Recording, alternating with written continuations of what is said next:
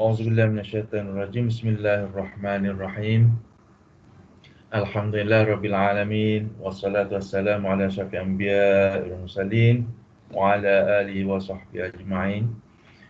Alhamdulillah, syukur kita kepada Allah Subhanahu wa taala di pagi yang berbahagia ini walaupun dalam zaman Covid ya Datuk ya. Kita masih lagi PKP. Kita dapat bersama dengan Datuk Haji Muhammad Tahir bin Muhammad Noor, Group Managing Director untuk beberapa company. Beliau ni tak asing lagi di dalam dunia korporat. Beliau merupakan seorang korporat yang berjaya dan yang berasal daripada Johor. Dan tanpa melengahkan masa lagi, saya dengan segala hormatnya mempersilakan Datuk untuk berkongsi pengalaman, pandangan Datuk dalam dunia perniagaan dan pendidikan seterusnya. Okey, dengan segala hormatnya dipersilakan Datuk. Silakan. Baik, Assalamualaikum warahmatullahi wabarakatuh.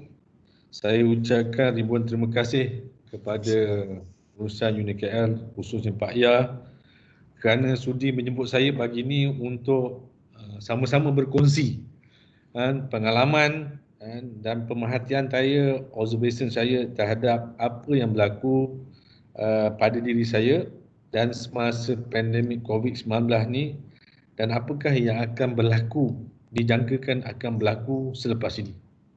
Jadi banyak perubahan-perubahan, norma-norma baru akan terjadi dan kita pun sedang merasai perubahan, transformasi itu. Jadi kalau kita lihat bahawa pengalaman saya bidang pekerjaan sebagai penjawat awam, sebagai ahli korporat, sebagai usahawan yang terlibat dalam industri keselamatan, industri bioteknologi, industri pengangkutan, ini memberikan saya gambaran yang lebih dekat kepada apa yang akan berlaku pada masa akan datang. Jadi kalau kita lihat pengalaman hampir 30-40 tahun saya ini berada dalam beberapa bidang tadi, dalam penjawat awam, dalam korporat, dalam usahawan, maka ini boleh membantu kepada pelajar atau sesiapa untuk melihat mengurangkan jangka waktu pelajaran itu daripada 30 tahun, 15 tahun kepada pendek berdasarkan pengalaman yang saya lalui. Jadi apa yang saya nak cakap ialah apa yang berlaku pada hari ini. Hari ini kalau kita melihat, kalau kita bercerita, hari-hari kita diceritakan tentang COVID-19. Hari-hari masalah tentang berapa ramai yang sakit, berapa ramai yang meninggal dunia, berapa ramai yang sembuh. Kita maklum bahawa kita mendapat pengiktirafan dunia dalam bidang perubatan. Ini saya akan cerita bahawa peluang Malaysia dalam industri perubatan ini amat cerah. Berdasarkan bagaimana kita menangani COVID-19 ini, peratusan kematian begitu rendah, peratusan sembuh begitu tinggi berbanding dengan banyak-banyak negara maju. Malaysia merupakan negara yang sekarang ni ditonton, diperhatikan dan dikaji melihat kepada sistem perubatannya, sistem kesihatannya untuk mereka mengambil iktibar, dan ini menyebabkan bahawa kredibiliti industri perubatan di Malaysia, industri kepakaran perubatan, doktor dan sebagainya yang berkaitan menjadi perhatian dunia. Jadi sebab tu saya cakap industri perubatan ini akan lebih maju pada masa datang di Malaysia. Jadi apa yang saya nak ceritakan, kalau kita bercakap tentang pandemik, kita bercakap tentang perkara-perkara yang berlaku sebelum ni saya hadapi pada tahun 1990 krisis keuangan. Kemudian pada 2001 saya mengalami krisis keuangan juga. Jadi krisis-krisis ini kalau kita memikirkan pada masalah, maka dia terus menjadi masalah. Tetapi hari ini saya nak melihat, kita kena melihat diri kita bahawa apakah masalah ini akan kita tinggalkan sebagai masalah, ataupun masalah ini sebagai seorang peniaga, sebagai seorang usahawan, apakah peluang-peluang yang boleh kita ambil supaya perniagaan kita boleh melonjak ke hadapan. Kan? Dari segi perniagaan, dari segi ekonomi sudah bergalih. Kan? Kita lihat dalam beberapa bulan COVID ini, kan, lonjakan perubahan dari segi digital, dari segi e-dagang, dari segi ini sudah berubah. Kalau dulu makcik jual nasi lemak pun susah nak gunakan internet digital, tetapi hari ini mereka mampu melakukannya. Jadi ini adalah positif-positif yang berlaku pada kita. Jadi kalau kita duduk 2 bulan sebagai pelajar ataupun siapa pensyarah ataupun pekerja, duduk 2 bulan yang tak pergi kerja ni, kalau kita makan tidur, maka apakah akhirnya? Ini dia. Jadi ada satu term yang dipanggil self-effacing. Orang-orang ni cuba melihat ke belakang. Orang-orang ni cuba menghindari dari dunia sebenarnya di hadapan mereka. Mereka lebih suka rela duduk secara relax, calm, meneruskan apa yang ada, menanti waktu kerajaan kita buka, kita mula bekerja. Tetapi pada ketika ini tidak begitu. Bagi orang berniaga, bagi usahawan, bagi student, dia kena memikirkan apakah yang harus dilakukan ketika ini dan untuk jangka masa selamanya. Ini yang saya cakap tadi. Jadi, kalau kita lihat berapa ramai orang yang tak bekerja hari ini. Orang tak bekerja hari ini lebih 2.4 juta di Malaysia. Saya cakap ni. Ini daripada Institut Penyelidikan Ekonomi Malaysia. Research yang dibuat, kajian dibuat menyatakan bahawa 2.4 juta pekerja sedang mencari kerja ni. Dan 3 hingga 4 juta pencari kerja daripada yang baru nak keluar daripada SPM, daripada Institut Kemahiran, daripada college, daripada universiti yang akan mencari kerja ni. Ini yang kita lihat. Jadi sebagai student, dan kalau kita lihat juga sebagai student, dia akan merasa bimbang apakah kalau dia graduate hari ini, dia akan berjaya untuk dapat kerja. Dari segi statistik, saya ingin nak share kepada tuan-tuan, statistik kehinggapan pekerjaan antara jantina lelaki dan perempuan. Bagi lelaki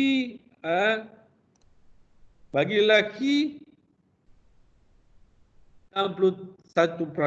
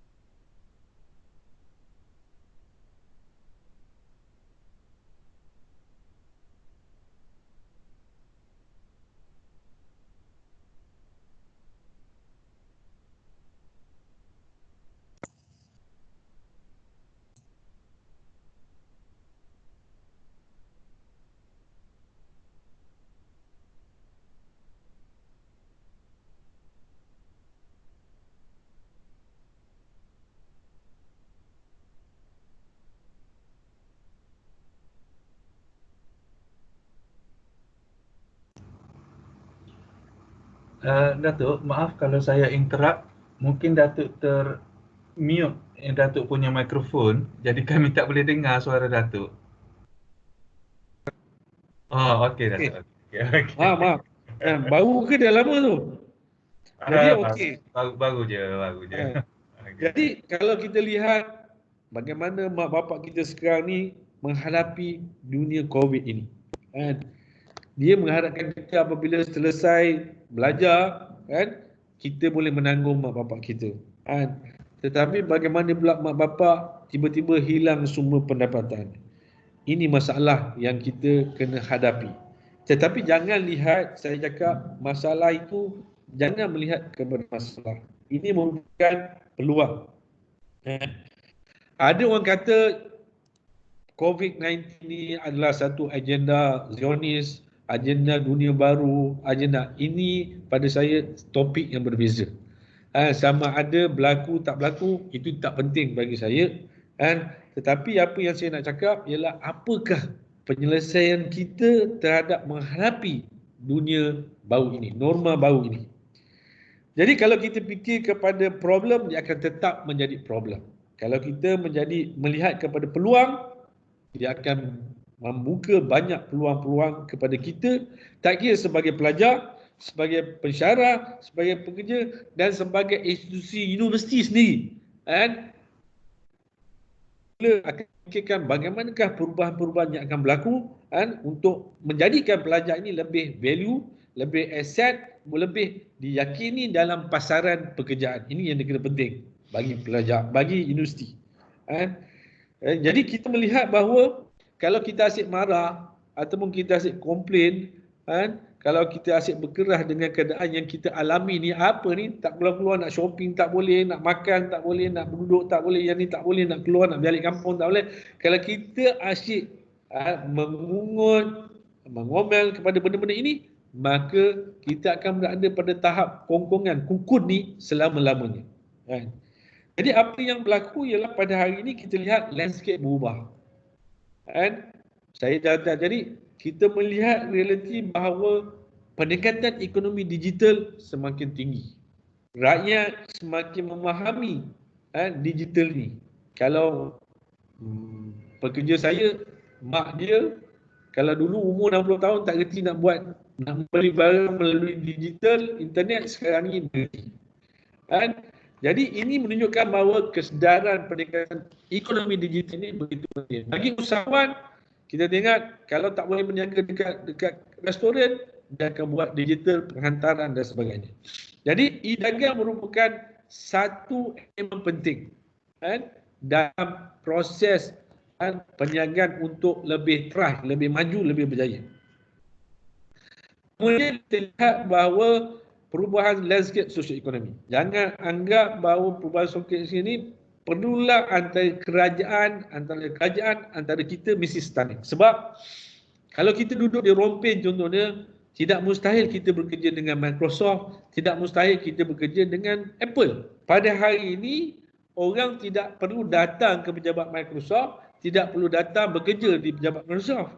Hari ini kalau kita lihat, multinational company, banyak pekerja-pekerjanya duduk di tempat merata dunia tanpa dia perlu hadir ke tempat kerja. Hari ini Google dia ambil masa 2 tahun. 2 tahun boleh kerja dekat rumah. Jadi dia telah mula mencuba cara-cara untuk melepaskan ini sosial ekonomi kerja ni kepada kawasan yang lebih luas. Jadi kita tak sepenuhnya, jadi peluang kepada pekerja ini lebih luas kalau kita lihat dekat situ. Kemudian kita lihat bahawa sistem pendidikan. Sistem pendidikan kita, universiti mungkin kena mengubah sistem pendidikan yang ada. Kalau dulu kita kena ambil 4 tahun, 3 tahun untuk dapat satu degree. Dan di pasaran pula kita lihat pelajar-pelajar ni daripada apa yang dipelajari cuma hampir 10% yang boleh dipraktikkan, yang boleh digunakan dalam kehidupan, dalam kerja mereka. Hampir 90% tidak boleh digunakan. Ini perlu dikaji semula dan dilihat kembali. Dan sistem hari ini semua dah berjalan. Di Amerika sudah mula melihat nano degree. Maknanya kita belajar apa yang kita nak kita bukan apa yang orang nak untuk kita dapatkan. Jadi ini adalah nano degree. Saya nak bagian bioteknologi, saya nak bagaimana nak menghasilkan contohnya bakteri-bakteria yang boleh membantu dari segi tanaman contohnya. Bagaimana nak menternak. Jadi saya pergi belajar kat situ je berapa bulan, 6 bulan, saya dapat satu degree, dipanggil nano degree. Jadi ini boleh dilihat kerana dalam konteks sekarang ini mereka tak mampu nak duduk 4 tahun, 3 tahun lagi. Ini yang saya cakap tadi. Jadi mereka nak, kalau boleh mereka dapat saja dia mereka boleh menjadi marketable dalam pasaran. Kemudian dalam konteks pelajaran pula, kemungkinan besar lepas ini pelajaran tidak lagi dalam satu fakulti. Fakulti ni sudah jadi borderless. Saya walaupun masuk dalam medical, tetapi saya boleh join dengan engineering student pada waktu yang sama. Sebab daripada combination pelajar engineering, pelajar medical, pelajar business tadi, kita boleh menghasilkan satu inovasi dalam masa itu juga. Ini semua perlu dilihat. Dia tidak lagi duduk dalam fakulti dia saja. Kan? Perubahan demi perubahan sedang berlaku. Kan? Jadi dari segi pasaran buruh pun menjadi fleksibel, pasaran buruh menjadi lebih terbuka luas kepada kita. Jadi jangan kita lihat kita berada dalam golongan yang semakin kecil, golongan yang susah. Kan?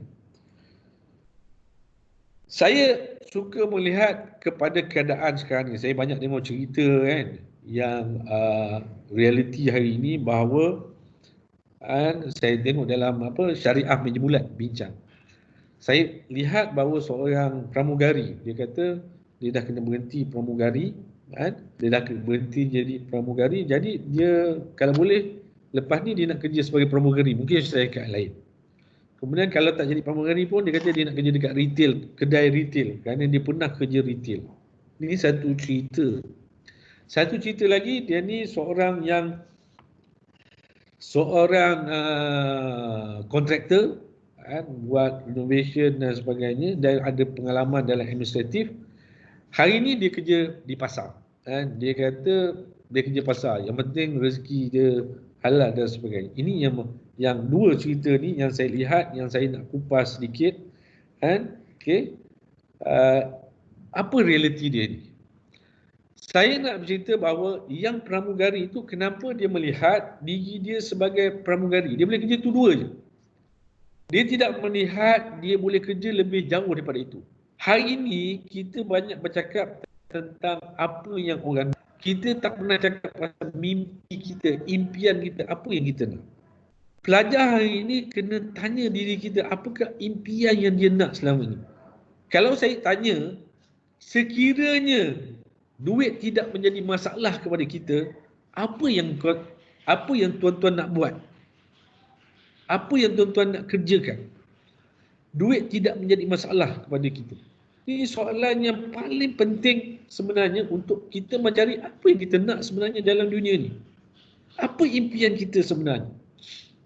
Saya bercakap ni berdasarkan pengalaman saya. Hari ini saya been forced sebab dalam COVID-19 ni menyebabkan saya berfikir apa impian saya nak. Sebenarnya perniagaan saya dah cukup. Tetapi impian saya ialah untuk sharing knowledge, untuk membantu pelajar, orang yang tak bekerja, ini bagaimana dia boleh survive, bagaimana dia boleh berdikari, bagaimana dia boleh mencari pendapatan dengan aset yang dia ada. Ini kebanyakan kita tidak mengetahui aset. Kalau Steve Jobs tu cakap, dia kata connecting the dots. Allah tak menjadikan pengalaman kita daripada dulu hingga sekarang begitu saja. Pengalaman kita dulu susah, pengalaman saya jual kuih, pengalaman saya menumpang orang rumah, pengalaman saya jual nasi lemak, pengalaman saya mencuci rumah orang bersama mak saya. Ini semua pengalaman-pengalaman itu bukan hilang begitu saja. Kalau kita teliti pengalaman-pengalaman yang Allah create untuk kita ini, sebenarnya pengalaman ini perlu kita tengok, kerana gabungan pengalaman ini akan menghasilkan apakah impian kita sebenarnya. Jangan disebabkan kekangan duit dan sebagainya pada hari ini, kita hilang impian kita.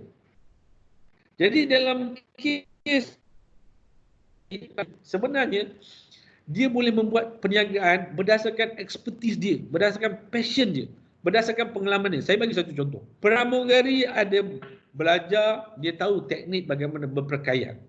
Dia boleh ajar bagaimana make up yang baik, menjaga kesihatan muka. Dia boleh belajar bagaimana untuk menjadi pramugari. Ini semua peluang-peluang yang boleh dia share kepada dunia, kepada ramai lagi orang-orang, remaja-remaja yang ingin menjadi pramugari. Tetapi dia nampak kepada dia nak buat retail. Ini saya cakap. Jadi inilah yang kita kena tengok, lihat dalam diri kita, apakah impian kita yang sebenarnya. Sebab kejadian yang berlaku ini bukan sembarangan. Dia kena buat. Tetapi ini cerita pada 1998. Dia kena buang kerja, marah. Tetapi daripada buang kerja tadi itu, sebenarnya dia dapat membuka perniagaan yang besar hingga ke hari ini. Dia kena bersyukur bahawa dia dibuang kerja. Kalau tidak, dia berada dalam platform yang sama sampailah sekarang ini. Jadi ini cakap, bagaimana kita melihat? Kita melihat kerja. Inilah saya sebagai mentor atau coach yang sekarang terlibat straight kepada orang yang bermasalah seperti ini, yang dibuang kerja, student. Saya membantu dia untuk menjelajah, untuk melihat, untuk discover diri dia yang sebenarnya. Supaya dia boleh menguasai dirinya, dia boleh nampak apakah kelebihan dia pada hari ini. Dan kelebihan ini yang penting sebenarnya. Sebab kelebihan ini adalah core sebenarnya diri dia. Kalau tanpa ini, tanpa core ni, dia akan menjadi melayang macam-macam. Tetapi kalau dia mempunyai cita-cita, sebagai contohnya saya bagi peluang. Dalam COVID-19 ini, ada beberapa peluang yang luas. Jangan kata, wah saya dah masuk bidang medical ni, bab ni saya habis.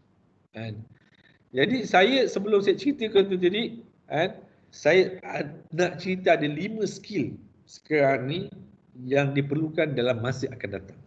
Skill ni kita kena mahirkan. Saya bercakap ni sebab apa? Saya nak share sikit sekejap ni, ialah bahawa sebenarnya dalam sebulan ni, saya baru mencari gambar saya. Saya mau mencari apa kisah saya yang selama ni baru saya cari. Sebenarnya gambar-gambar ini menceritakan, macam saya tadi, connecting the dot apa yang kita nak. Jadi saya nak bercakap kepada tuan-tuan bahawa ada 5 skill yang utama. Ada 5 skill.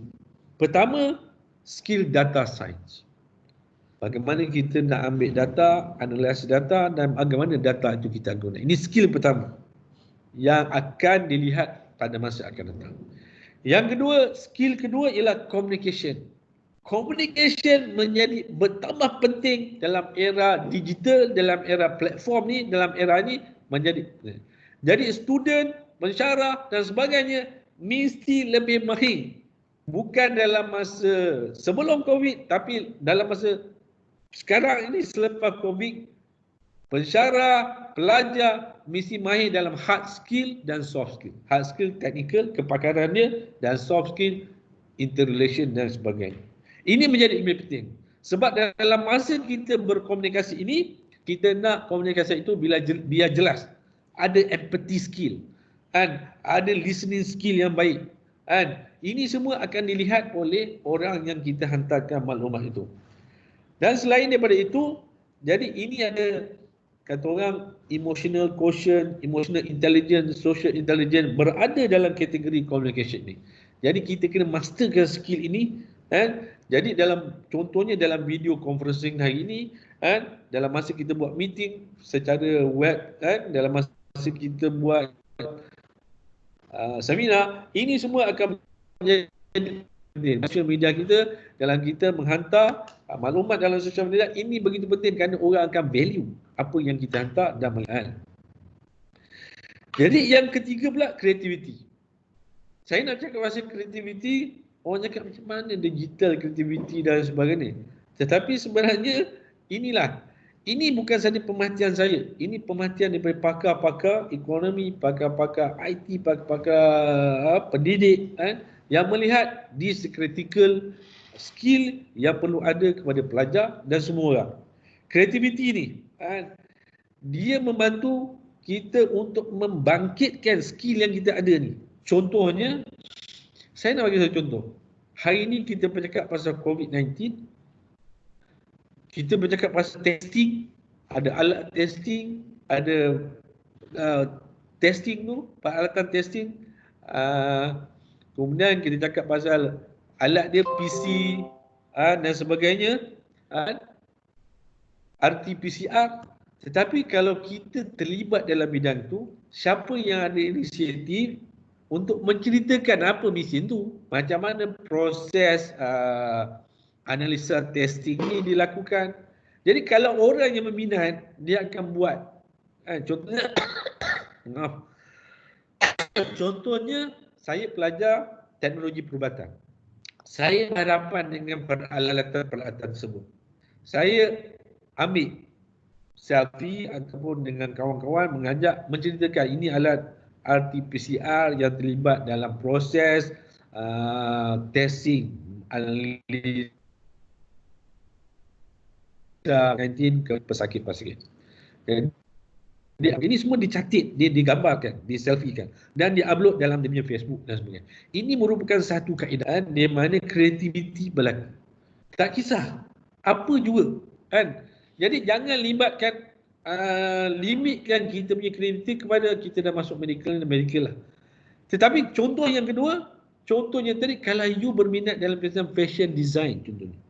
Tapi hari ini you dah pada masuk dalam khusus medical. Teknologi perubatan lah, X-ray lah, apalah. Kalau you minat, maka inilah saya cari. You kena tengok diri you. Kalau you minat, maka you design lah pakaian baru dari segi medical. Hari ini je, orang yang menjaga tentang face mask ni, ada yang sudah merata dunia. Dia design face mask, macam-macam face mask dia design ni. Rupa, macam-macam rupa design dia. Jadi ini peluang bagi orang yang kreatif. Walaupun nampak tu sebagai medical, tapi dia boleh menjadikan sebagai fashion design. Dan yang keempat ialah artificial intelligence. Ini berkenaan dengan language. Language, artificial, Python ke dan sebagainya. Dan last sekali saya cakap kemahiran yang kelima ni ialah cyber security.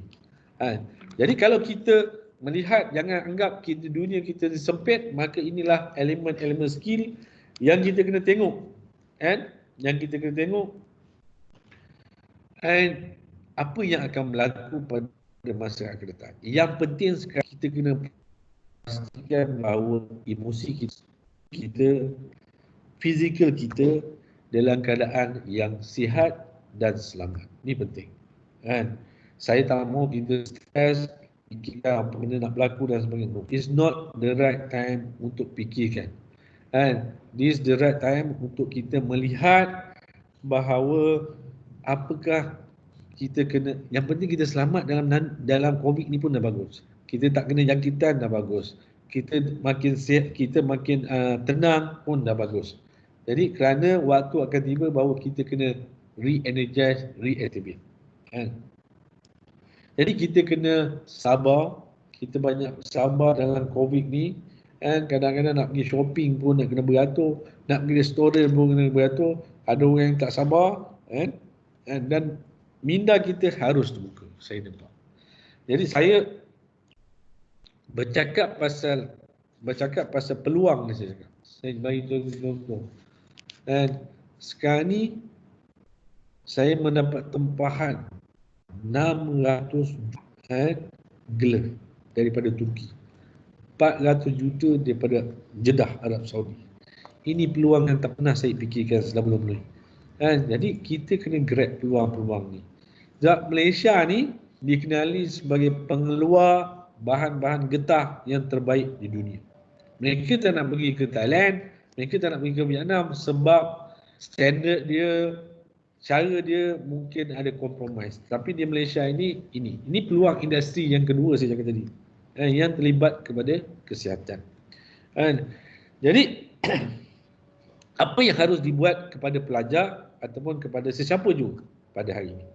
Hari ini kita kena start dengan small project. Apa projek kita? Projek yang boleh meningkatkan value kita. Projek yang boleh meningkatkan net worth kita. Projek yang begitu dekat dengan hati kita. Projek yang kita impikan selama ni tak dapat buat, inilah masa kita nak buat. Tunjukkan. Yang penting jangan nak perfect. Semua nak lengkap, semua nak perfect. Kita fikir kita tak buat lah. Hari ini kita melihat kita kena buat tetapi functional. Functional. Maknanya jangan nak lihat perfect. Dia boleh berfungsi itu pun dah cukup. Sebab manusia ni akan evolve. Manusia akan transform. Transformation itu. Bila kita lebih melihat semalam kita lebih baik, hari ini kita lebih baik daripada semalam, itu dah bagus. Kita jangan buat sukses ni mengikut standard orang. Saya kata saya ni dah sukses sebab mengikut standard saya. Saya taklah ada duit dalam akaun berjuta-juta ringgit. Kan? Tetapi saya happy sekarang ni, saya lebih tenang sekarang ni, saya lebih suka sekarang ni, saya ada masa dengan family saya ada masa dengan amal ibadat saya ada masa berjumpa dengan saudara mara, kawan-kawan. Itu yang saya nak, itu saya punya impian. Ada orang yang duduk diam. Saya tak salahkan dia duduk diam, tapi dia happy. Tak apa. Dia kata okey. Tapi kalau dia diam, dia start complain, kenapa saya duduk diam ni? Kenapa duit saya tak dapat, ni tak cukup dan sebagainya. Maka orang tu kena check pada diri dia. Apa yang dia nak? Okey. Saya nak bercerita sikit kan. Hari ini kita kena melihat bahawa presentation. Pertama, kita kena tahu impian kita. Dalam khusus saya, yang saya panggil cycle of success ni, satu topik itu Project You for Profit. Project You for Profit. Ini satu model baru di mana model mungkin lama, tapi nama bunyi dia macam baru. Apa yang kita buat ialah, pertama kita kena ada dream kita. Ada 5 perkara. Dari segi health, apa yang kita nak. Dari segi wealth, apa yang kita nak. Dari hubungan kita, apa yang kita nak. Yang perlu kita tengok. Kalau saya sekarang ni dari segi health, saya nak kurus. Darah tinggi, perut buncit, saya start mula. Dari segi wealth, saya kata enough. Saya boleh bayar hutang, saya boleh simpan, saya boleh berjalan, saya boleh buat haji, umrah. Saya rasa happy, cukup. Kalau tak cukup, macam mana nak majukan dia? Dari hubungan saya, macam mana hubungan saya dengan Allah, bagaimana hubungan saya dengan kawan-kawan, rakan sekerja, bagaimana? Dalam impian saya sekarang ni, sejak COVID ni, saya melihat, saya boleh kata saya tak ada kawan lah. Kawan dah tak ada, dah hilang. Bila saya tengok, jadi saya buka azam saya nak hubung balik kawan-kawan saya. Hubungan Allah, kita nak mantapkan lagi amal ibadat kita. Ini dari sini. Jadi saya buat satu kad. Ni saya tak bawa kad ni. Satu kad yang tiap-tiap hari saya pergi ke mana-mana saya bawa. Ini sebagai rujukan saya. Jadi apa pun saya pegang kepada impian saya ini, saya tak mau ubah.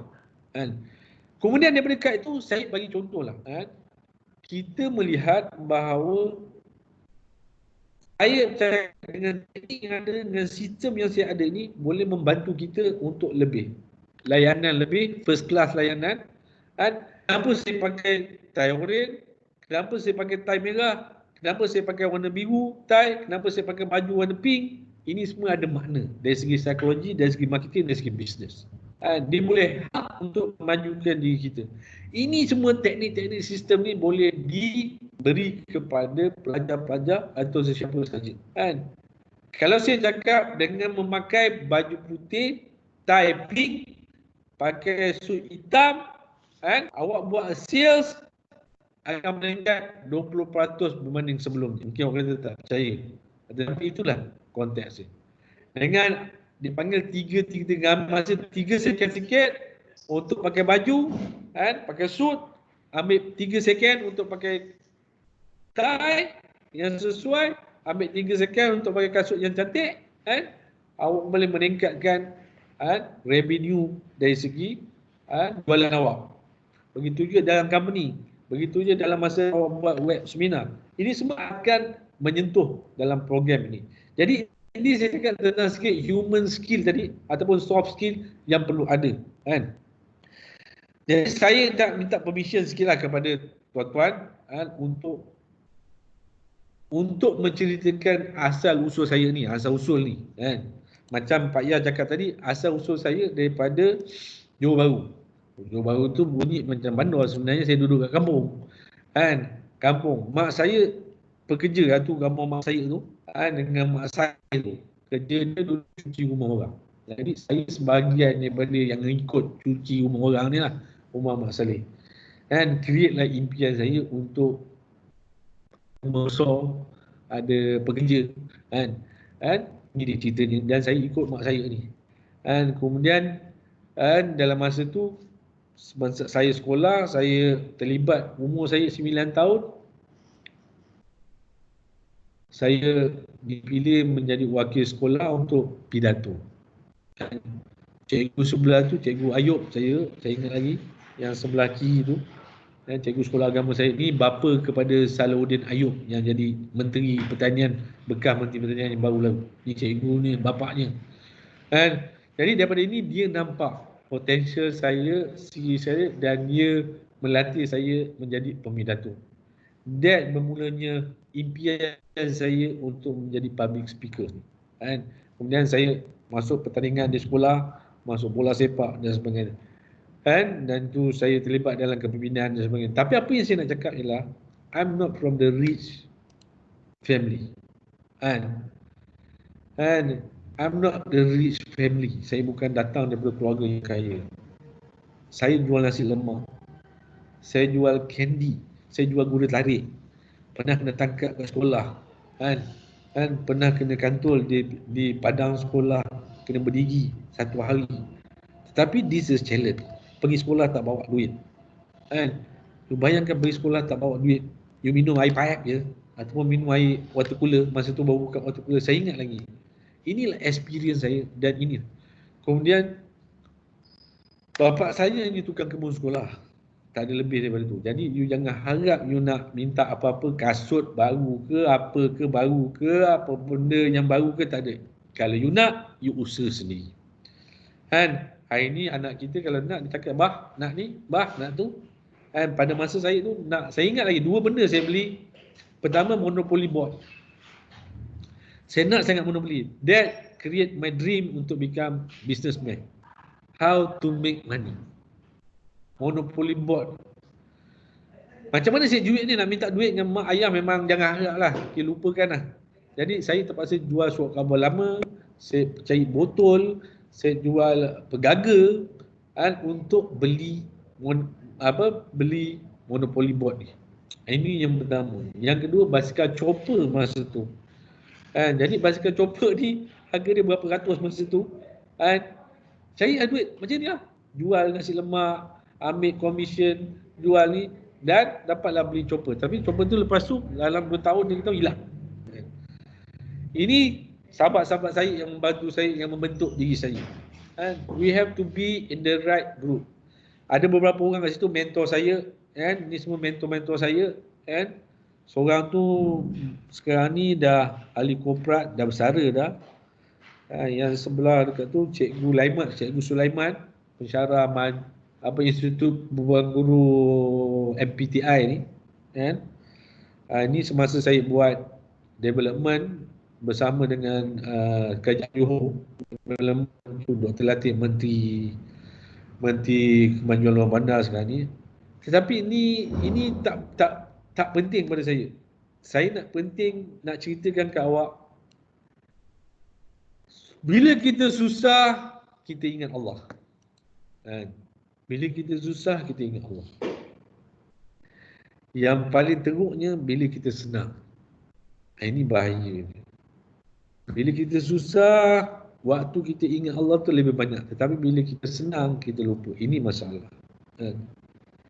Sebab banyak orang kita jatuh kerana bila dia dah senang, dia lupa Allah. Dia lupa siapa pencipta dia, siapa pemberi rezeki pada dia. Jadi apa yang saya nak cakap ialah, bila saya balik daripada overseas ni, medical school di Universiti, saya bersama dengan Prince Edward, Candleton, ada satu universiti dengan saya semua. Tapi dia junior saya lah. Yang ini pelakon, banyak Nobel Prize winner medical datang daripada universiti. Ini universiti yang kedua tertua di United Kingdom. Jadi bila saya masuk mereka ni, ini pun saya tak ada impikan. I'm not impi. Saya impi nak pergi overseas. Jadi apa, saya pergi ke ITM, saya ambil diploma sains di ITM, tiba-tiba saya final semester tu dipanggil saya untuk interview. Saya pun datang interview. Datang interview, dia kata, okey, ada GPA, ada peluang untuk pergi overseas untuk buat medical degree, tapi you kena buat masuk universiti dulu buat first degree. Okey? Hati saya senang. Ini dua kes yang nyata ni. Pertama ialah you must be very frank. Jangan nak jadi orang lain daripada you. Jadi saya pergi interview, saya cakap apa yang saya nak je. And I'm not a great student. Saya tak ada distinction gila-gila, tak ada. I'm just a great, biasa, work hard student, pergi interview. Tetapi saya bercakap melalui hati saya, apa yang saya nak. And saya tak sangka, I was very frank, tak ada tension, tak ada apa, saya pergi cakap je. Cakap orang putih pun pada su macam haru biru lah orang putih kan. Manalah kita tahu cakap orang putih masa tu kan. Hentam je lah. Mak Saleh tu faham, saya faham, okey. Tiba-tiba saya dapat. And it was great. And tetapi medical ni is not really my ambitious. Bukan dalam hati saya. It's a glamour pada saya. Jadi saya pun nak glamour. Orang kampung kalau dapat doktor ni, orang suka kan. Jadi kita pun pergi lah. Dengan bangganya naik kapal terbang. Kan? Saya tak pergi graduation di ITM. Mak saya, bapa saya tak ada. So saya pergi, ni kita dah kat kapal terbang, orang kampung naik kapal terbang ni macam mana. Dulu dah 2 jam ni dengar headphone ni, lagu India. Tak habis-habis. Kan? Lagu India ni. Saya cakap macam mana dalam kapal terbang ni orang ni boleh tahan dengar lagu India lama-lama ni. Kan? Rupanya, kan, saya tengok perhati, rupanya ada channel kat tepi tu yang kita tak tahu. Ni zaman dulu tak ada TV sini, TV share dia. Satu kapal terbang tu share, dia tak ada depan. Jadi bayangkan orang kampung ni naik macam mana kan. Tengok sampai di London, cuaca panas. Terang ni kat luar tu nampak daripada kapal terbang terang. Jadi Melayu ni dengan bangganya pakai t-shirt je keluar. Kan, keluar daripada kapal terbang, menggigil-gigil. Kan, pasal dia kena turun tangga naik bas tu, jalan kaki, bukan naik bas. You bayangkan Melayu ni. Kan, ini pengalaman saya. Jadi apa yang berlaku selepas 3 tahun, 4 tahun saya di universiti, saya decide untuk balik. This is the sad story. Bila balik ke Malaysia, I've been alienated. Kehidupan saya susah. Keluarga saya pun susah nak menerima saya. Kawan-kawan saya pun susah. Dianggap saya failure. But in my dream, it's not what I want. So I will start doing business. Kemudian saya dapat kerja dengan kerajaan sekejap. Di bawah pimpinan Pak Lah.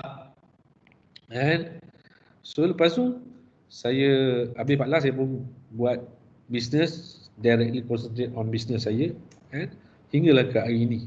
And what I'm telling to say ialah, dua ni scenario ialah you kena cakap apa you nak.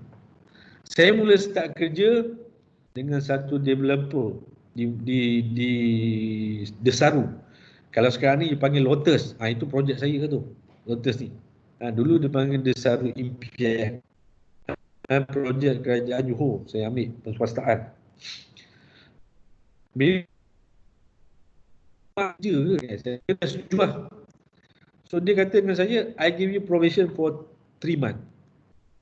Saya cakap dengan dia, no, I'm the one who give you probation for 3 months.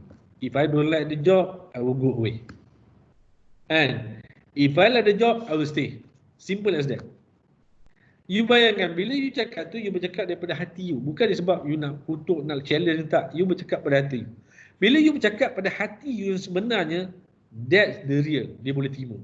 Dia terberanjak dengan saya, dia kata dia tak pernah dengar orang cakap macam tu. Saya cakap, yes. Even you don't have to pay me pun tak apa. Sebab saya nak, apa yang saya nak. I want to learn about development sebenarnya. So, bila saya bekerja hampir setahun tu, the owner of the project give me the opportunity to have the shares dan jadi bila saya dah maksud saya faham tu. Saya jadi orang yang tak ingat dunia lah. Bukan tak ingat dunia, tak ingat akhirat kot. Ingat dunia, tak ingat akhirat. So pergi umrah susah, so pergi ni susah, tak sempat, nak ni tak sempat, semua tak sempat lah. Tapi pergi karaoke sempat, ni sempat, yang lain sempat. Yang tu tak sempat. Tiba 1998 tu, 1998, collapse, ekonomi collapse, habis. Saya target untuk listed pada masa tu. Kita beli property di Australia. Apa yang saya ada, habis. I'm almost bankrupt. kan, almost bankrupt. Daripada ada driver, ada kereta mewah dan sebagainya, saya jalan kaki naik bas for 7 years, for over 7 years. I understand why the 7 years. Dalam Quran pun ada, kan, 7 years, cerita ni 7 years ni, kan. Jadi saya cuba buat, saya usaha macam-macam, buat macam-macam, tak boleh, kan, gagal, tak boleh nak buat, kan. Rupa-rupanya ada banyak benda yang kita kena lihat. Walaupun ustaz kata okey, nak berjaya kena ada 5 perkara ni, kena buat ni, kena buat ni, kena buat ni, kena buat ni. Tetapi saya cuba tak boleh, kan. Until lah, kan, saya tengok, mengkaji sehinggalah projek saya yang terakhir, Mersing Laguna. Projek membuat 3 island di Mersing, 1,500 ekar, yang akhirnya Sultan Johor kata stop, kan. Sultan Johor yang baru ni stop, kan.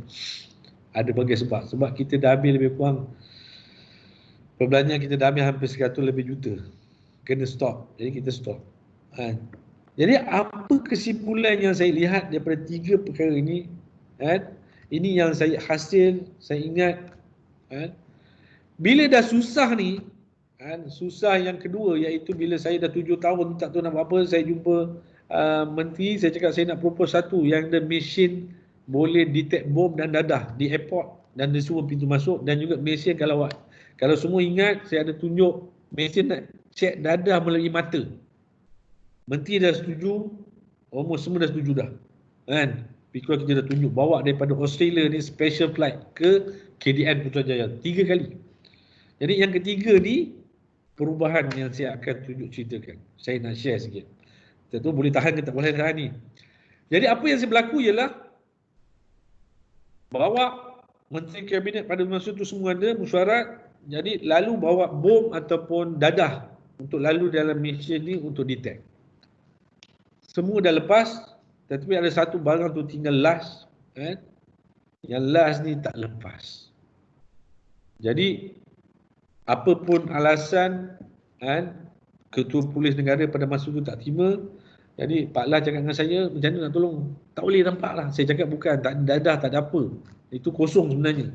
Tapi tak boleh, sebab bukan rezeki saya katanya. So pada masa itulah saya kenal Allah. Di start proses yang akan saya ceritakan nanti. That start segala-galanya. Terus saya bawa mak bapak saya, tak ada duit ni, dah tak ada duit dah tak ada. Saya bawa mak bapak saya pergi umrah. This all start begin, yang saya katakan kalau apa pun jadi lepas ni, pandemik ke apa ke, tidak sehebat yang masa saya ni. Betul, saya tak bimbang. Bila you pegang kepada Allah, you pegang kepada apa yang disuruh, you tak payah buat kerja yang banyak, semua akan datang macam magnet kepada you. Ini berlaku. Saya tanya Roshamno pun dia kena sama juga macam saya, lebih kurang. Saya tanya beberapa orang lagi, semuanya ada experience yang mengubah hidup dia. Ini yang kita kena cari, siapa diri kita sebenarnya. Jadi pengalaman tu saya kongsikan daripada awal sampai sekarang. Bila saya tengok daripada kecil, daripada besar dan sebagainya, adalah amat penting untuk kita connecting the dot untuk kita lebih berjaya. Saya pergi umrah, ceritanya memang saya dapat segala-galanya. You tanya semua. Balik, the problem start change.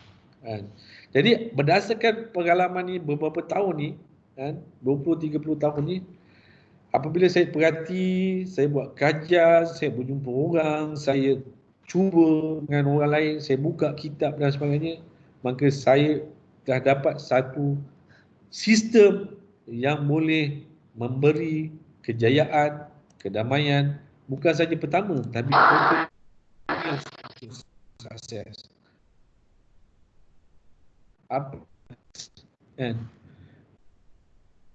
Kalau you tengok, saya cerita pertama sekali ialah realization, acknowledgement bahawa kita ni memang susah, kita ni banyak salah, kita ni banyak hutang, kita ni banyak apa, realization. Dan realization ini pertama sekali you kena minta maaf lah pada orang yang terdekat, ibu bapa you, daripada Allah, Rasul, pada ibu bapa you. Bagi pelajar-pelajar, you cannot go far if you tak buat benda ni. You boleh berjaya tapi sekejap. You takkan berjaya selama-lamanya.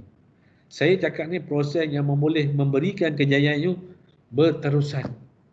Kan? Jadi ini saya cerita sedikit tentang ni. Goal ialah apa yang you nak. Selalunya goal kita bercakap hari ni kita nak apa.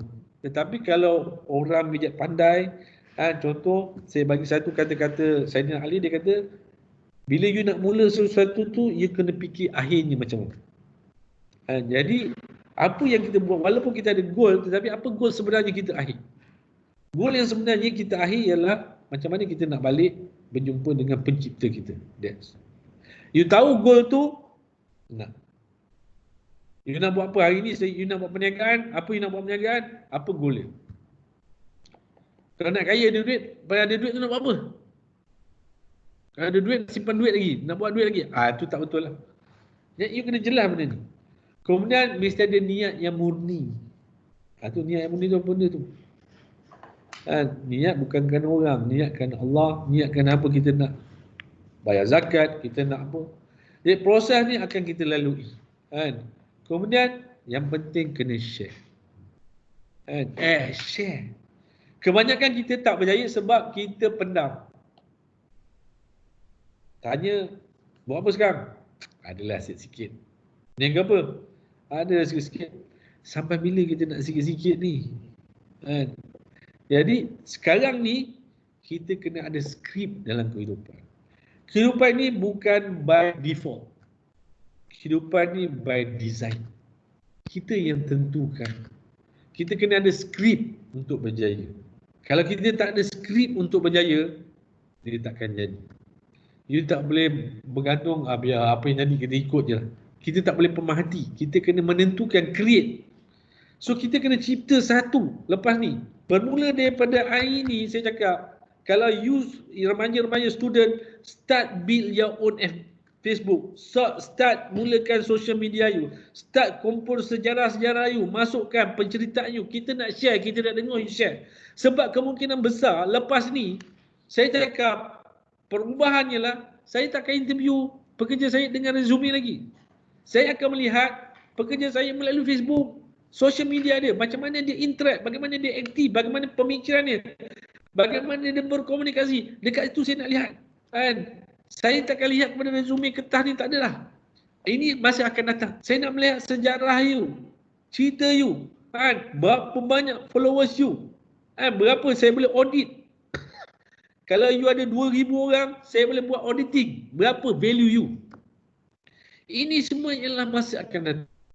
Saya rasa sebab saya bila mencari masa tu, saya belajar dengan satu mentor di United States ni, dia minta saya cek gambar. Gambar saya mana lah, gambar daripada dulu tak ada.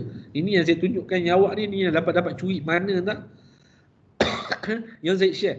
Tapi kalau awak nak berjaya sekarang ni, bermula dari sekarang, create your social media dan buat social media ni sebab the future will be different.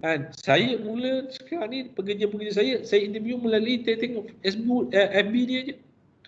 Saya tengok social media dia, tengok Twitter dia, tengok Instagram dia. Kalau yang mengarut tu, bagi kata tak payah. Jadi saya nak bercakap bahawa kita kena lihat, lepas tu kita kena share.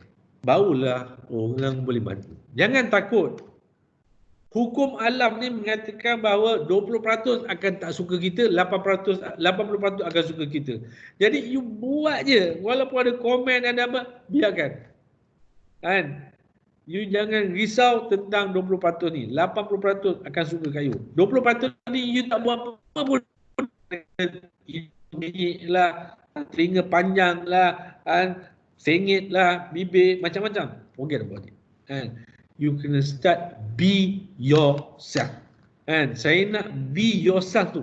Hari ini ramai yang keluarga dan sebagainya sebab dia tidak ada diri. Saya nak berkawan dengan girlfriend saya dulu, saya kena ikut apa yang dia nak. Dia suka macam ni, saya kena buat macam tu.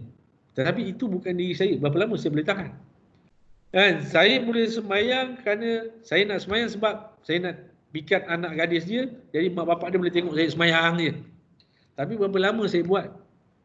Kalau saya buat kerana orang, kita orang tak jawab.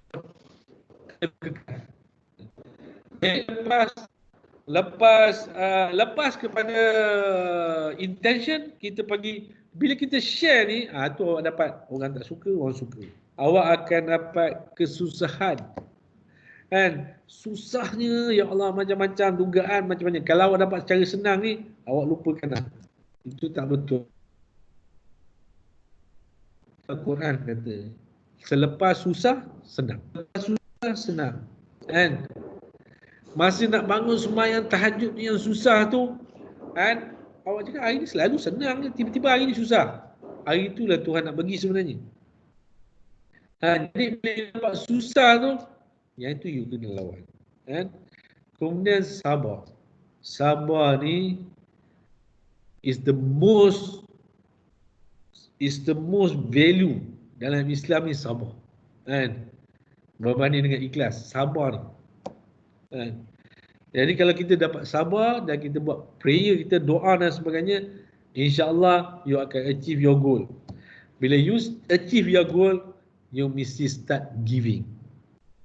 Tolong orang, sedekah ke orang, membantu orang, kemudian then you create wealth. Barulah wealth. Kemudian you kena berterima kasih, gratitude. Dan begitulah. Kemudian repentance. Ingat, saya ni kalau dapat projek, bukan saya bersyukur saja, saya kena bertaubat. Sebab kita jangan buat taubat ni. Bila kita dapat projek, kita kena bersyukur kerana Allah bagi kita rezeki.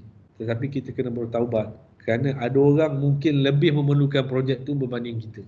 Disebabkan kita dapat, dia pula dapat dosa, marah dan sebagainya, kata orang rasuah lah, kata orang kroni lah, kata orang. Jadi kita kena bertaubat kerana dengan kita dapat ni, dia dapat dosa. Jadi kita kena bertaubat untuk dia juga. Ini pada saya, konteks yang saya pakai. And it's not enough. Sebab tu syukur dengan taubat ni mesti sama. Mesti kedua-dua. Jadi cycle ni akan berpusing seterusnya. You jangan takut projek tak ada. Okay, jangan takut projek tak ada, jangan takut ini sebab tu saya cakap, kalau kita takut, bila kita dah kaya ni kita takut jadi miskin, tu yang bahayanya. Kita dah kaya, kita takut jadi miskin, itu bahaya tu. Sebab kita akan buat segala macam yang tak betul untuk pastikan kita terus kaya. Ini saya cakap. Jadi kita kena pastikan bahawa apa yang kita ni, kita lakukan. Jadi kita ada lagi lebih kurang dalam 5 minit. Saya tak tahu, saya bagi 1 jam je Pak Ya. Jadi dalam masa ni saya tak mau nak ambil. Kalau nak minta masa lanjut, saya akan lanjutkan. Tapi saya rasa cukup 1 jam ni.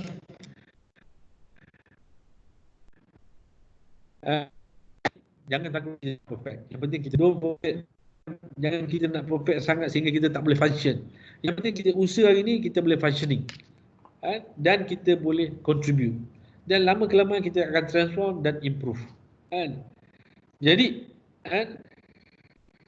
saya nak siapa student dan sebagainya untuk main dalam Facebook saya ni yang kita panggil Cycle of Success, untuk meraihkan orang yang berjaya, untuk membantu orang yang nak berjaya, untuk share knowledge untuk sama-sama berjaya. You boleh contact email saya. Kita nak dalam buat permulaan ni, kita nak dalam 500 orang. Jadi try, kita cuba buat satu community untuk kita bantu, kita raihkan orang-orang yang ingin berjaya. Tak semestinya berjaya ni tiba-tiba dia jadi manja. Jadi kita nak you all boleh tengok dekat Facebook saya kat bawah tu, email saya, dan boleh join sama-sama. Jadi apa yang saya cakap hari ni, kesimpulannya, join segera.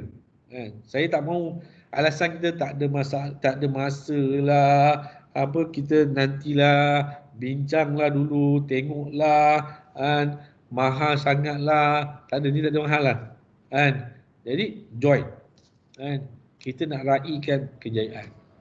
Pasal kalau kita bersatu, kita tolong share dan sebagainya, kita lebih mudah belajar. Hari ni dengan sebab ada digital ni, komunikasi tu lagi senang, orang lebih boleh membantu. contoh buy Muslim produk lebih senang, lebih berjaya sebab dengan adanya digital. Jadi saya melihat bahawa future is going to be different. Kalau kita tak bertindak sekarang, you jangan anggap COVID ni akan berakhir. Mungkin lepas ni COVID-20 pula, COVID-30 pula akan berlaku. Kan? Jadi kita kena start berubah sekarang. Kan? Jadi universiti kena berubah, saya kena berubah, kan? Pelajar kena berubah, kerajaan pun kena ambil inisiatif macam mana nak improvekan sistem internet dan sebagainya di kampung-kampung dan sebagainya supaya orang kamu boleh mengikuti perkembangan dalam dunia digital hari ini. Kan?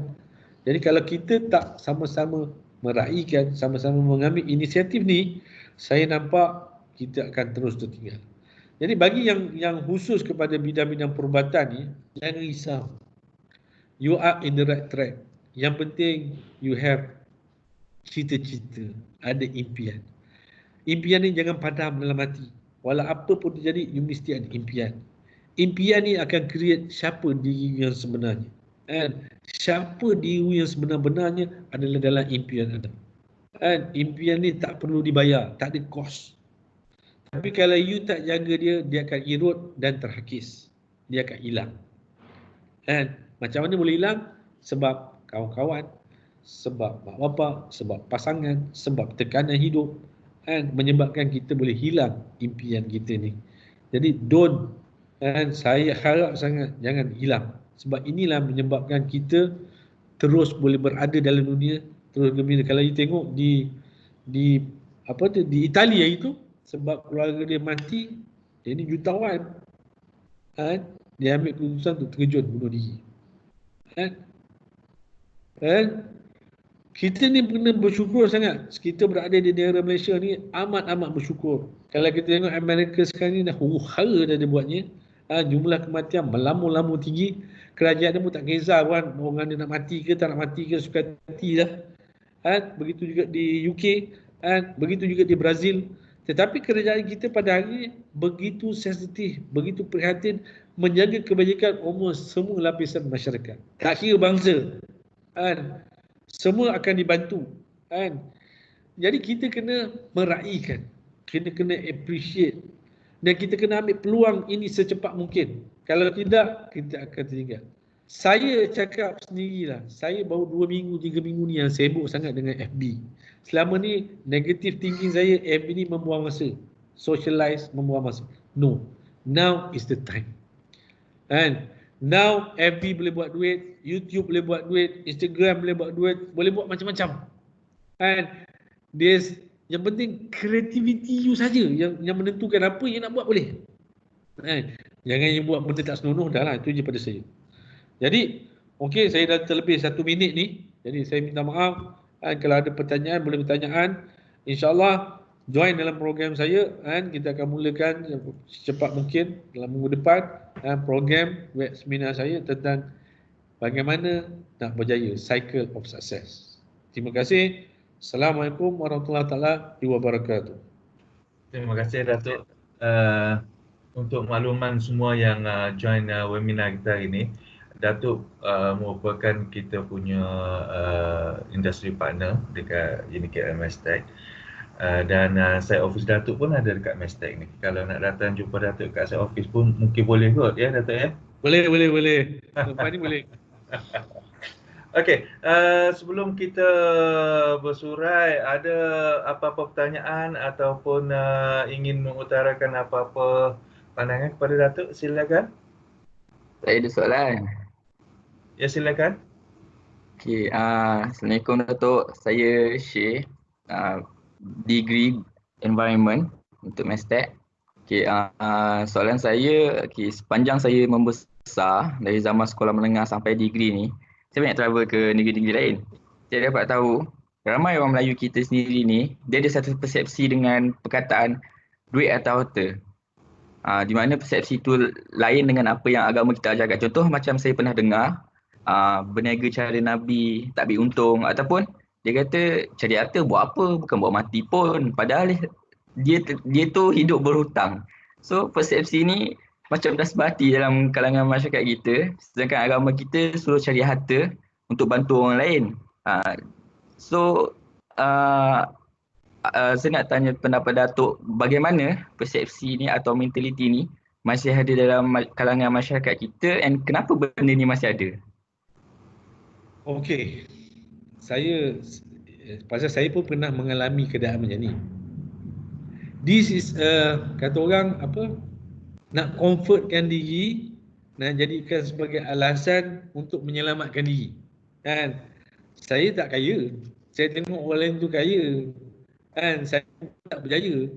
Jadi alasannya, okeylah, itulah alasannya. Kita buat cukuplah sekadar macam ni.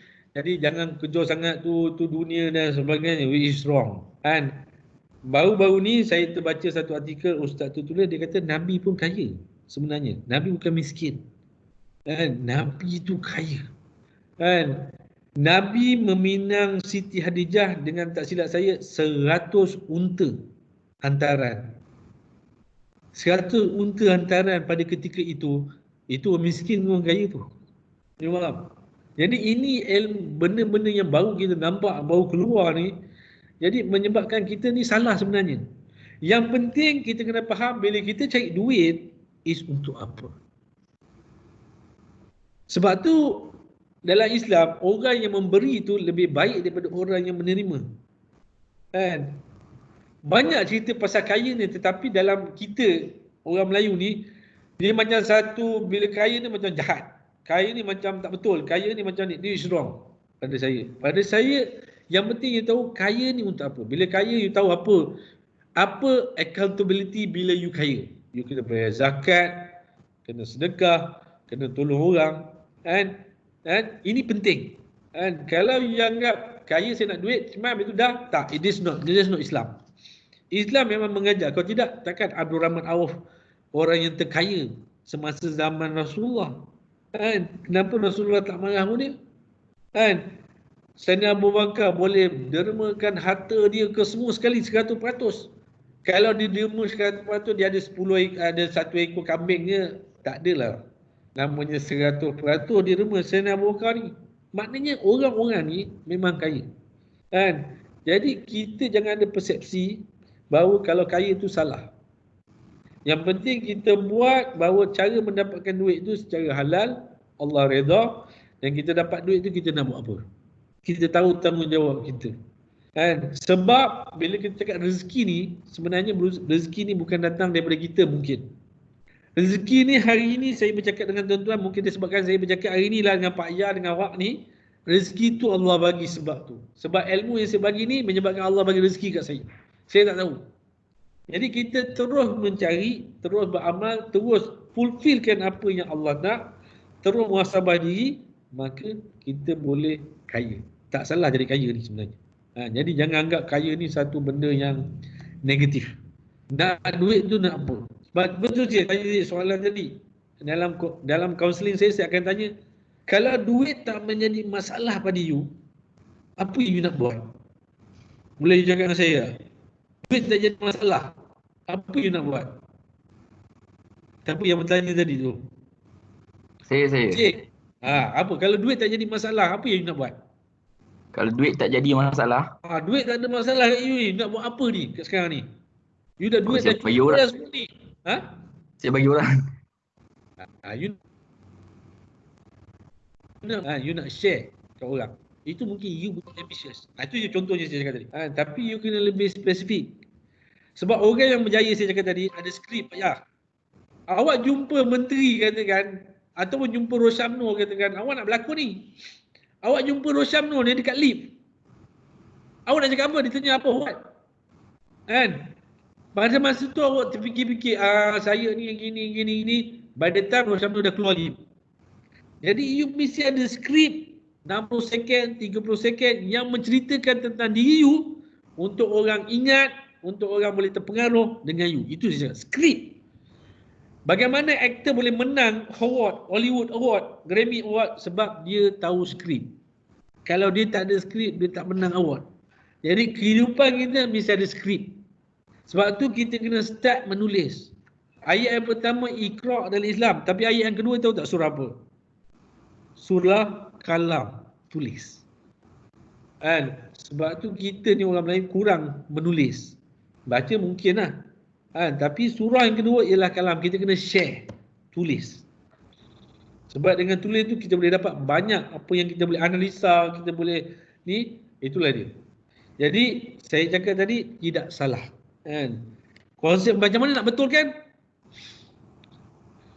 Dia kena faham, dia kena pergilah ilmu ni dia kena belajar. Kan? Mentor ni ialah cara Islam. Dulu orang Islam Imam Syafi'i nak belajar sunnah, nak belajar sirah, nak belajar ni, dia pergi Imam Ahmad dulu. Kan? Dia cari. Lepas tu dia pergi cari imam lain pula. Kan? Kita ni kena cari apa yang kita nak. Kalau kita harap orang bagi kita takkan dapat. Bila you start cari mulanya tu, baru Allah tolong you apa you nak. Kan? Okey, boleh? Boleh? Boleh. Join grup saya nanti. Kita boleh discuss banyak benda ni. Lain?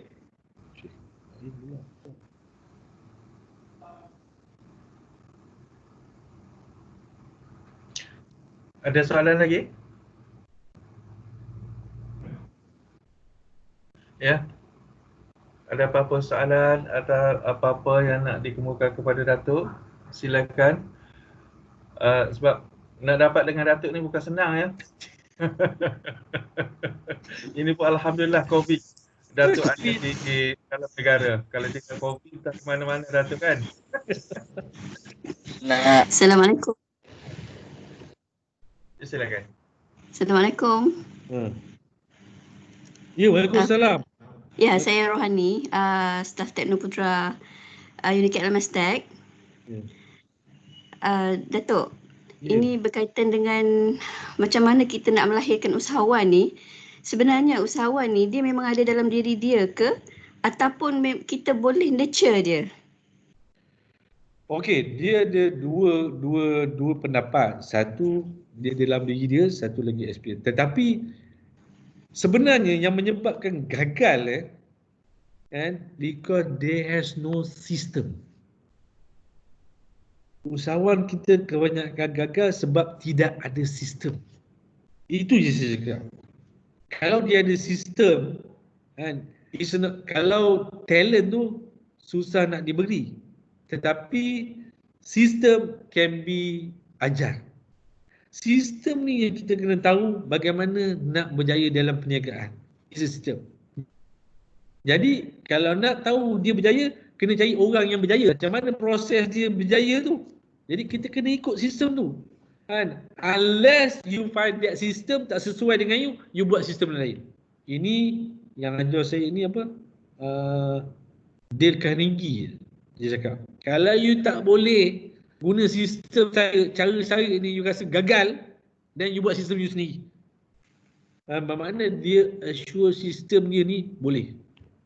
Jadi dalam konteks mentoring, coaching ni mesti ada orang yang tahu dah landasan ni. Kalau dia berniaga nak eksport dan dia belajar dengan orang tak pernah buat eksport pun, macam mana nak berjaya? Faham tak? Jadi dia kena tahu teknik, sistem macam mana nak barang dia boleh eksport keluar negara. That's it. Kemudian yang saya cakap tadi, perniagaan tu mesti ada di hati dia. Bila dia bangun, dia tak nampak sebagai kerja, dia bangun sebagai diri dia. Kalau kan dia buat dia suka mengajar lah. Mengajar tu menjadi sempati dalam diri dia, bukan sebagai mengajar tu sebagai dia anggap sebagai kerjaya dia, bukan. It's my life. Maka dia akan pergi beyond, dia akan pergi lebih. Begitu usahawan. Usahawan ni kita kena lihat dia boleh berjaya tak boleh berjaya, can they go more. Tetapi kalau kita tunjukkan sistem, this system, A buat apa, B buat apa, C buat apa, D buat apa. This system guarantee proven system yang kita dah buat, yang saya dah buat contohnya, awak ikut je lah ni, boleh berjaya. Itu pada saya. Jangan biarkan dia dengan khayalan dia, ikut orang ni, ikut orang tu, ikut macam-macam ni, at the end dia tak tahu apa benda dia buat. Bagi saya, that's important. Balik kepada true self. Kadang-kadang dia orang yang introvert, macam mana dia nak bangkitkan diri dia? Then this is the system. You kena buat macam ni, buat ni macam ni. Kita kena ajar. Boleh, ni boleh berlaku. Saya nampak ramai yang boleh. It's not about talent ataupun memang dah nurtured daripada genetically dia ni memang orang berniaga tak. Saya pun bukan orang berniaga. Kan? Saya daripada keturunan biasa je lah. Jadi boleh. Dan melalui sistem yang kita ajar A, B, C ni, dia boleh berjaya. Pada saya tu. It's not about talent. Boleh? Puan? Ya, terima kasih Datuk. Saya percaya Cik Fadil ada nak tanya tadi. Ahmad Fadil. Assalamualaikum warahmatullahi wabarakatuh. Saya Fadil daripada unit KL Mestek juga. Saya just nak minta pendapat dan encouragement daripada pihak tuan berkaitan dengan petani moden. Kalau kita lihat belakangan ni sekarang ni tengah musim durian kan. Dulu musim angking, sekarang naik pula duri hitam. Tapi saya punya minat adalah kepada produk berasaskan jagung lah. Sebab tak kurangnya BMF dalam produk berasaskan jagung. Jadi apakah pendapat dan encouragement tentang petani moden? Okey, kita ni dalam segi pertanian pertanian saya buat 2-3 projek juga dalam pertanian ni. Saya lihat orang yang berjaya dan tak berjaya. Anak saudara saya duduk di Rembau, saya dia buat balik daripada Australia. Kan? Australia tanam lada dan beli. Kan? Is success. Maknanya tak ada masalah pun sebenarnya. Tapi dia ni memang minat. So dia belajar, dia create teknologi baru. Macam mana nak baja, bagaimana nak jaga, macam mana semua baru. Kan? Dia tahu. Kan? Jadi macam pertanian ni, perception pertanian je lah di Malaysia ni, you cannot pergi kaya lah, tak boleh kaya. Kan? Perception di Malaysia ni. Sebab satu ialah tanah kita banyak mana. Bandingkan mereka beratus-ratus ekar. Okey, itu tak penting. Jagung is a good product pada saya. Kan? Jagung is a good product. Kalau tengok yang corn or cup lah, apa benda tu semua, tak ada masalah pun rasa saya. Kan? Kalau di Johor ni, dia banyak ambil jagung di Johor ni, Sempang Renggam ni. Jadi kalau you berminat dalam bidang pertanian jagung, sama ada you dapat teknologi menanam, mungkin jagung tak perlu tanam dalam tanah, mungkin tanam dekat hidroponik atau apa, saya tak tahu. Dan your teknologi tu yang kena ni. Ataupun you dapat teknologi bagaimana menghasilkan benih jagung yang terbaik. Dia satu bidang. Kemudian daripada hasil yang jagung tadi, apa yang boleh buat selain daripada corn and cob, tepung jagung dan sebagainya, apa yang you rasa boleh ni. Saya bercakap macam saya pergi Korea, kerak nasi pun dia jual tau. Kerak nasi. Kerak nasi tu dia buat macam biskut, jual. Okey. Saya pergi di Jerman, Eropah Park, theme park dia jual kelapa tau. Bukan jual kelapa parut kan, kelapa yang kita dah kopek tu, kelapa tu dijual sekeping-sekeping tu. Makan dengan kelapa gitu lah, makan kelapa mentah tu. Kan? Saya pergi di Itali, di Rom pun sama je, makan macam itu je. Kelapa dijual macam itu makan. Jadi macam-macam kelapa ni makan macam coklat. Jadi you bayangkan bahawa mungkin kita rasa janggal di Malaysia, tetapi di dunia ni you boleh share. You might never know di luar sana mengharapkan you punya jagung. Produk you, design you, cara you, you boleh buat macam-macam. Saya cakap, kalau ada satu jenis kicap di Britain, apa nama dia, Mak Saleh ni, Bright Prince and apa dah? Lee and Prince. Apa yang saya dipahamkan, ini lebih kurang resepi dia, resepi apa? Resepi Kelantan apa dah? Budu. Kan? Lebih kurang resepi budu je. Kan? So, tetapi orang sana boleh accept sekarang. Tapi kita tak commercialize kan? Kita tak betul-betul. Because kita ni tak ada scientific. Dia kita kena prove dengan technical data, scientific data untuk kita lebih jauh. Kan? You jangan khawatir lah, sebenarnya market is very huge. Kita je yang tak tahu. Kan? Saya tengok tempe pun boleh berkembang. Kan? Lebih-lebih lagi sekarang ni sebab food security. Kan? Kita dalam food security amat lemah sebenarnya. Kan? kita kurang lagi sikit. Kita anggap macam food ni memang sentiasa ada. Sebenarnya we are in the next stage is about food security. COVID ni melihatkan bahawa adakah food security kita ni berada dalam tahap yang bagus. Saya bagi contoh sebab saya Presiden Malaysia Mauritius Business Council. Saya Presiden Malaysia Business Council. Malaysia mengalami masalah makanan. Sebab totally makanannya bergantung kepada import. Orang sana tak nak bertanam lah. Semua pergi melancong. Pelancongan menjadi duit yang penting, income yang besar. Jadi diorang tak nak buat pertanian ni. Kan? Semua adalah import. Bila COVID hari tu tak boleh ekspor, tak boleh import, tak boleh apa, masyarakat boleh jadi gila lah. Kan? Sebab food tak ada. Kan? Nasib baik dia tak pakai beras je, dia pakai tepung kan. Ini cerita dia. Kan? Jadi food security penting. Kalau you nak minta jagung tu rasa saya is a good product. Kan? You boleh pergi maju, memang maju. Jagung ni internationally semua boleh terima jagung. Minyak jagung, kan?